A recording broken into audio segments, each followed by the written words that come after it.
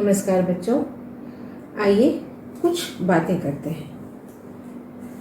जब भी हम बात करते हैं या जब हम अपनी बातों को लिखने का प्रयत्न करते हैं तो हम व्याकरण का सहारा लेते हैं। बिना व्याकरण के हमारी भाषा शुद्ध नहीं हो पाती।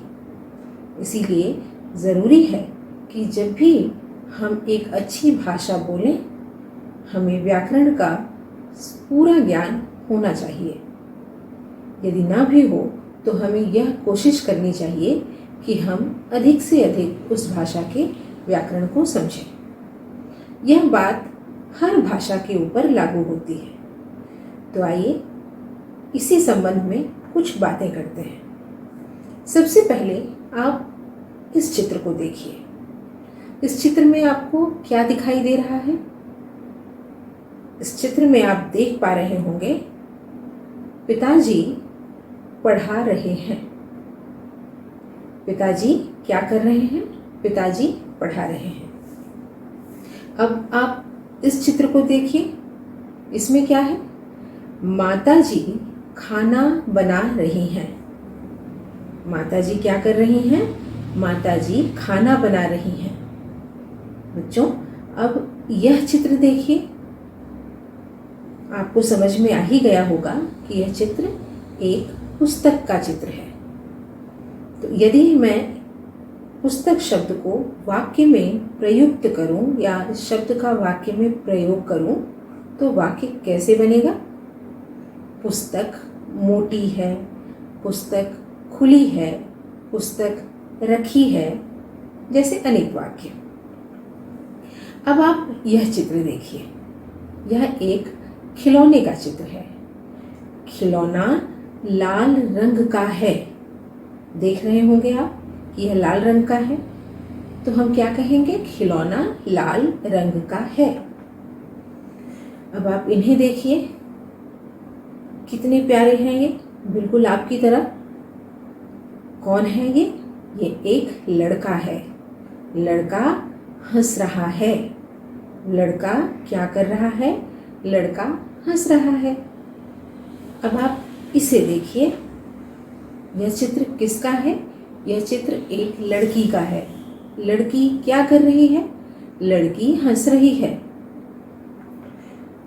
तो आपने अभी तक जिन चित्रों को देखा या फिर मैंने जिन चित्रों के विषय में आपको समझाया, उसे ध्यान में रखते हुए यदि आप सोचें तो आपको क्या समझ में आता है? आपको व्याकरण का एक भाग या कहीं व्याकरण की एक अवधारणा लिंग का पता चलता है। लिंग यानी जेंडर। अंग्रेजी में लिंग को जेंडर कहते हैं। तो अभी तक मैंने जिन चित्रों को आपको दिखाया और जो बातें की, उससे हमें लिंग के विषय में क्या समझ में आया? यानी परिभाषा हमें क्या मिली? डेफिनेशन क्या समझ में आया? शब्द के जिस रूप से किसी के स्त्री अथवा पुरुष होने का पता चलता है उसे लिंग कहते हैं। मैं फिर से कहती हूँ, शब्द के जिस रूप से किसी के स्त्री अथवा पुरुष होने का पता चलता है उसे लिंग कहते हैं। उदाहरण के रूप में मैंने आपको बहुत सारी तस्वीरें दिखाई। फिर से एक बार मैं आपको बताती हूँ। जैसे पिताजी, माताजी, लड़की, लड़का, पुस्तक और खिलौना, और ऐसे ही अनेक शब्द जिनसे आपको लिंग का पता चल जाता है। लिंग का प्रयोग क्यों होता है? लिंग का भाषा में प्रयोग इसलिए होता है ताकि आपकी भाषा सुंदर हो और शुद्ध हो। यदि आपको लिंग का सही ज्ञान नहीं होगा तो आपकी भाषा अधूरी होगी। आपको अपनी भाषा पर पूरा नियंत्रण प्राप्त नहीं हो पाएगा। इसीलिए आवश्यक है, ज़रूरी है कि आपको लिंग का ज्ञान हो। अच्छा, अभी तक तो मैंने आपको परिभाषा बताई और दिखाया कि लिंग कैसे समझ में आता है। अब लिंग के भेद, यानी कितने टाइप्स के लिंग होते हैं हिंदी में। हिंदी में लिंग के कुल 2 भेद हैं, पुल्लिंग और स्त्रीलिंग। कितने भेद हैं? 2 भेद हैं, पुल्लिंग और स्त्रीलिंग। यहाँ भेद का अर्थ है प्रकार, यानी लिंग कितने प्रकार का होता है। कितने प्रकार का? 2 प्रकार के हैं, पुल्लिंग और स्त्रीलिंग। पुल्लिंग यानी अंग्रेजी में मैस्कुलिन जेंडर और स्त्रीलिंग अंग्रेजी में फेमिनिन जेंडर। तो याद रखिए, लिंग पहचानने में आपको गलती नहीं होगी। अच्छा, अब मैंने आपको जो चित्र दिखाए थे उसमें जब मैंने वाक्य बनाया था, उन चित्रों को लेकर जब मैंने वाक्य बनाया तो आपको कुछ समझ में आया होगा। वाक्य अलग अलग तरह के थे, जैसे पिताजी पढ़ा रहे हैं, माताजी खाना बना रही हैं। फिर मैंने कहा पुस्तक मोटी है। फिर मैंने कहा खिलौना लाल रंग का है। मैंने कहा लड़का हंस रहा है और लड़की हंस रही है। तो आपको समझ में आ गया होगा कि ये दोनों लिंग किस तरह से पहचाने जाते हैं। तो आइए हम देखते हैं कि परिभाषा क्या है, इन लिंग के इन भेदों की क्या परिभाषा है। पहला भेद है पुल्लिंग। वे शब्द जिनसे किसी के पुरुष जाति से संबंधित होने का पता चले उन्हें पुल्लिंग कहते हैं। वे शब्द जिनसे आपको यह पता चले कि वह वस्तु या व्यक्ति पुरुष जाति से संबंधित है, तो आपको समझ में आ जाएगा कि वह पुल्लिंग है। फिर वैसे ही जैसे पुल्लिंग का पता चलता है, ऐसे ही हमें स्त्रीलिंग की परिभाषा भी मिलती है कि वे शब्द जिनसे किसी के स्त्री जाति से संबंधित होने का पता चले उन्हें स्त्रीलिंग कहते हैं। पुल्लिंग के उदाहरण क्या थे? पिता, लड़का, खिलौना। और स्त्रीलिंग के क्या उदाहरण हैं? माता, लड़की, पुस्तक। इस तरह से आपने देखा कि लिंग किसे कहते हैं, यह आपको समझ में आया। वे शब्द जिनसे किसी के स्त्री या पुरुष जाति से संबंधित होने का पता चलता है उसे लिंग कहते हैं। और फिर लिंग के भेद आपने सुने मुझसे। लिंग के क्या भेद हैं? 2 भेद हैं। कौन कौन से हैं? पुल्लिंग और स्त्रीलिंग। पुल्लिंग की क्या परिभाषा आपने पढ़ी? वे शब्द जिनसे किसी व्यक्ति या वस्तु के पुरुष जाति से संबंधित होने का पता चले उन्हें पुल्लिंग कहते हैं, जैसे लड़का, पिता, खिलौना इत्यादि। और फिर दूसरा भेद क्या था? स्त्रीलिंग। स्त्रीलिंग के विषय में आपने क्या जाना? वे शब्द जिनसे किसी व्यक्ति या वस्तु के स्त्री जाति से संबंधित होने का पता चले उन्हें स्त्रीलिंग कहते हैं। उदाहरण क्या है इनके? माता, लड़की, पुस्तक। बच्चों, यहाँ पर उदाहरण अनेक हो सकते हैं, लेकिन मैं वही उदाहरण आपके सामने ला रही हूँ जिन्हें मैंने चित्र के द्वारा आपके सामने रखा है। इसीलिए आप इन्हें देखिए और अपने उदाहरण भी खोजकर लिखने का प्रयत्न कीजिए। अच्छा, अब है लिंग व्यवस्था, अर्थात लिंग हमें कैसे समझ में आता है, किस तरह से हमें लिंग का पता चलता है। तो इसमें क्या क्या है? शब्द के अर्थ द्वारा। जिस शब्द का अर्थ आपको पता है उसका सही सही लिंग निर्णय आप कर पाते हैं। फिर है शब्द के रूप से, शब्द की बनावट कैसी है, इससे भी पता चलता है कि लिंग क्या है। प्राणीवाचक शब्दों के लिंग निर्णय को उनके अर्थ द्वारा स्पष्ट किया जाता है। जैसे लड़का, लड़का क्या है? लड़का लड़का है, यानी आपको समझ में आता है कि लड़का का अर्थ क्या है। तो जैसे ही आपको अर्थ समझ में आ जा रहा है, बालक है, बाल है, किशोर है, जैसे आपको अर्थ समझ में आता है, आपके द्वारा लिंग निर्णय आसानी से हो जाता है। अप्राणीवाचक यानी निर्जीव, जिनमें प्राण नहीं है, निर्जीव शब्दों का लिंग निर्णय उनके रूप और प्रयोग द्वारा निर्धारित होता है। निर्जीव यानी मैंने आपको कुछ चित्र दिखाए थे, जिनमें पुस्तक और खिलौना। प्रयोग जैसे आप इन्हें वाक्य में प्रयोग करके देखेंगे। पुस्तक रखी है, पुस्तक मोटी है। तो इस तरह से आपको निर्जीव वस्तुओं का लिंग निर्णय कैसे पता चलता है, उनके रूप और प्रयोग के द्वारा। इसे मैं और भी विस्तार में समझाऊंगी जब आप मेरे सामने होंगे। मैं उदाहरणों के साथ आपके समक्ष इसे एक बार अवश्य लाऊंगी। इसके अलावा क्रिया के आधार पर भी लिंग का निर्णय होता है। जैसे मैंने वाक्य बनाया था, पुस्तक मेज पर रखी है। यहाँ क्रिया क्या है? यहाँ पर क्रिया दो है, रखना और होना। जब आप देखेंगे कि वाक्य में क्रिया स्त्रीलिंग में है, रखी है यानी स्त्रीलिंग, रखी कौन सा लिंग है? स्त्रीलिंग।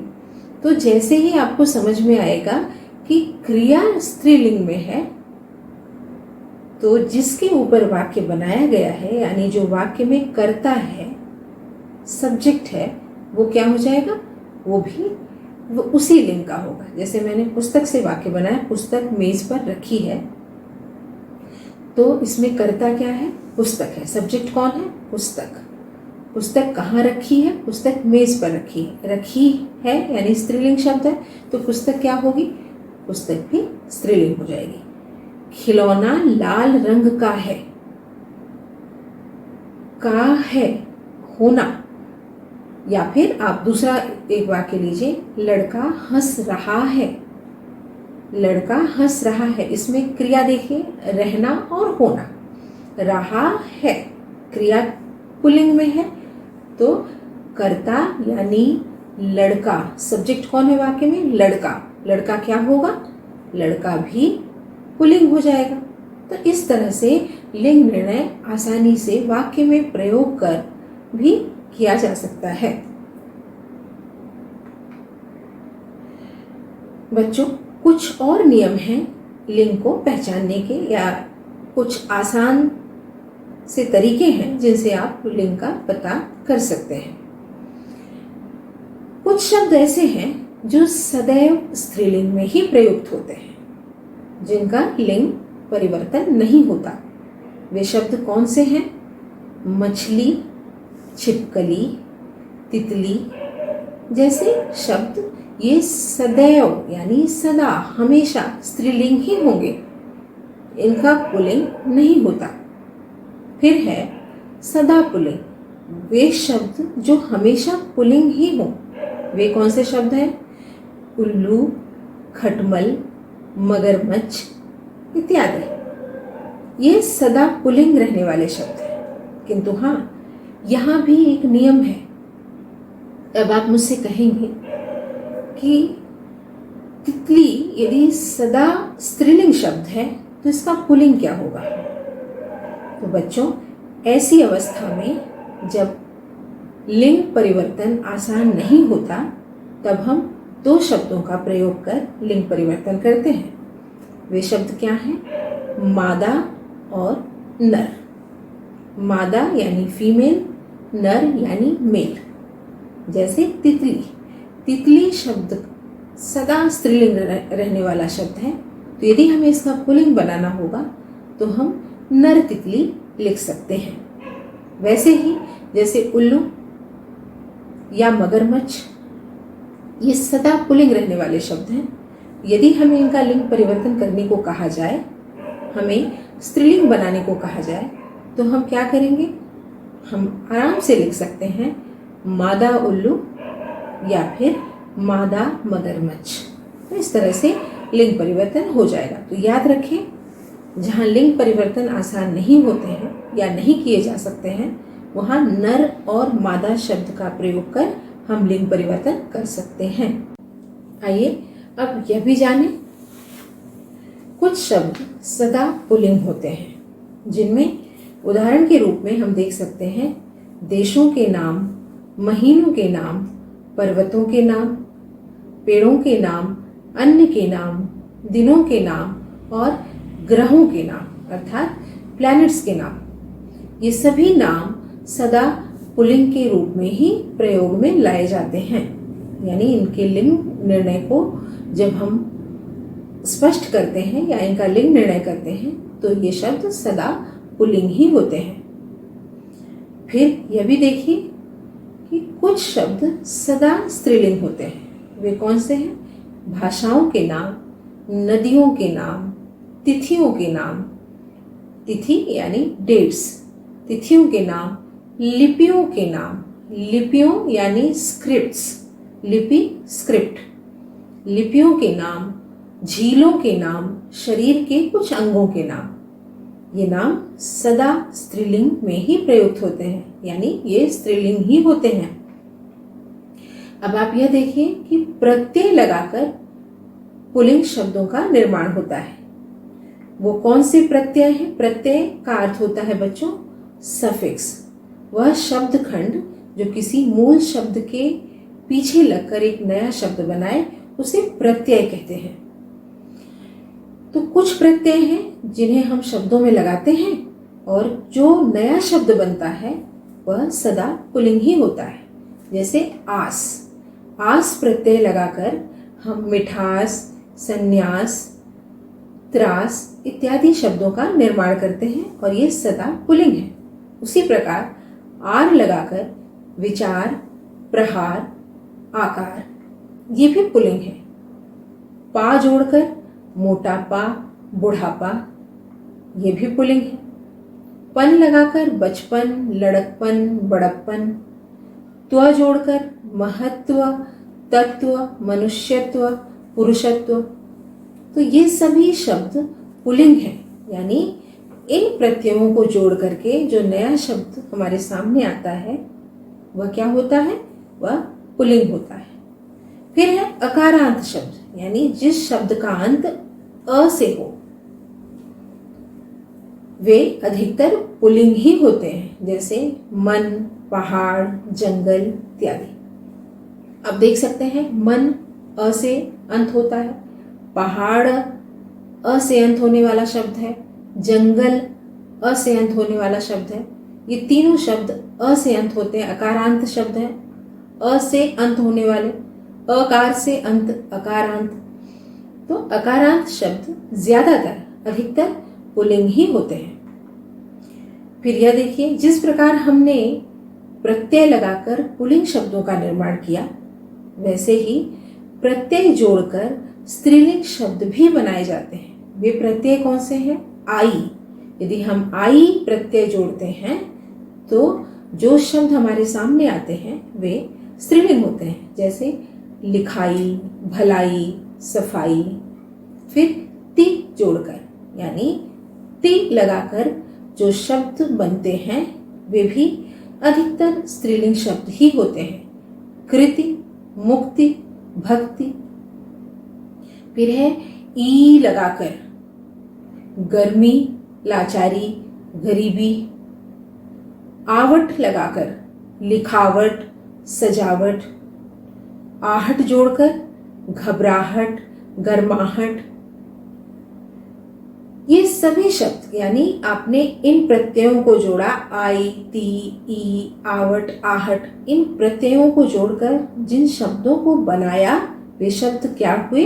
वे शब्द स्त्रीलिंग हुए।